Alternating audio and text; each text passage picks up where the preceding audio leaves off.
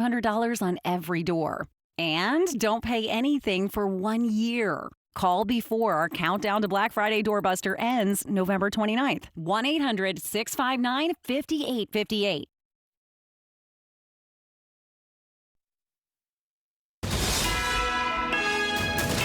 NBC4 News at 11 a.m. starts now. 59th Chief of Police of the Los Angeles Police Department, Chief Jim McDonnell. Right now at 11 a.m., a big day for the LAPD. New Police Chief Jim McDonnell was sworn in during a public ceremony this morning. Good morning, everyone. I'm Kathy Vara in for Michael Brownlee. Jim McDonnell becomes the 59th chief of the department. A number of the LAPD's former chiefs joined McDonnell at today's ceremony. Investigative reporter Eric Leonard covers the LAPD for us. He is live in Elysian Park with more on this morning's events. Eric? Hi, Kathy. Chief McDonnell is just behind me here. He's still taking photos with dozens of officers and supporters who've lined up and waited to say hi and congratulate him in person after that swearing-in ceremony this morning. As you mentioned, a number of former LAPD chiefs were on hand, including Michael Moore and Charlie Beck. They say, well, they don't have a whole lot of advice they can give McDonnell. They say one thing that they weren't prepared for when they took office was the gravity of the decisions that they make and the impact those decisions have on the people who work in this department and the public, and the fact that sometimes they have to face the reality that their lives are in danger. The hardest thing about the job for most people is the tragedy that consumes you. You know, it's not only the crime in the city, which is hard enough, but just what happens to your folks. I mean, you are responsible for the lives of 13,000 employees and their families, and so everything that happens to them happens to you.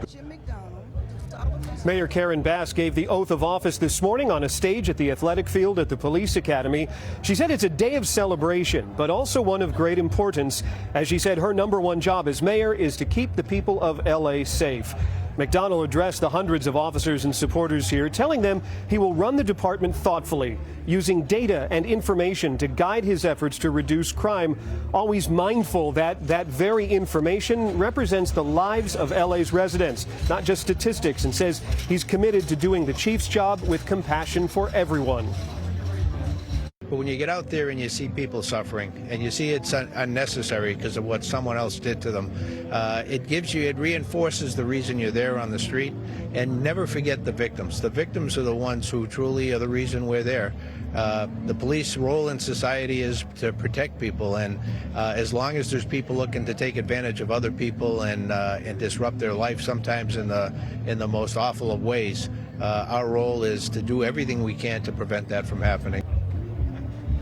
Now, McDonnell was actually sworn in inside the mayor's office last Friday, right after he was approved for the job by the LA City Council. So he's been working for a week. But he says the reality of the job really only set in this morning once he's went through this entire ceremony. He says his first priority and the thing he plans to spend much of his time doing over the next weeks, even the next months, is listening both to the officers and the staff inside the department and the public. Live at the LA Police Academy, I'm investigative reporter Eric Leonard, NBC4 News. Kathy, back to you. All right, Eric, thank you. A small plane made an emergency landing this morning in a field near Van Nuys Airport. It happened after the pilot reported engine issues just after takeoff. 2 people were on board at the time. They were able to walk out of the plane when it crashed. News Chopper 4 was over the scene where you could see the plane flipped over, the nose of the plane visibly damaged. We arrived on scene. We did, in fact, have a small 1968 Cessna that made a hard landing in this dirt patch behind us. When we got here, it was actually upside down. Fortunately, there was no fire, and there was no need to extricate the patients outside of that aircraft. The FAA and the NTSB are investigating what caused those engine issues. Here's a live look at the site right now. Crews have been working to clean up the debris.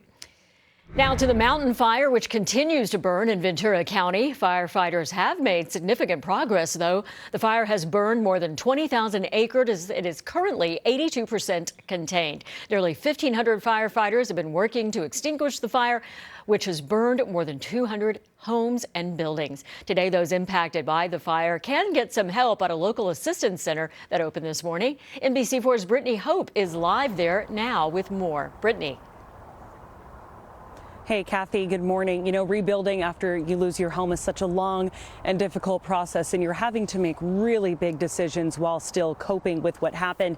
That's what this center is hoping to help people do. And I can tell you, we are already seeing the impact of how helpful this is. I just spoke with a man who says this is his second time losing his home. He lost his home in the Thomas fire, and now again just last week in Somas.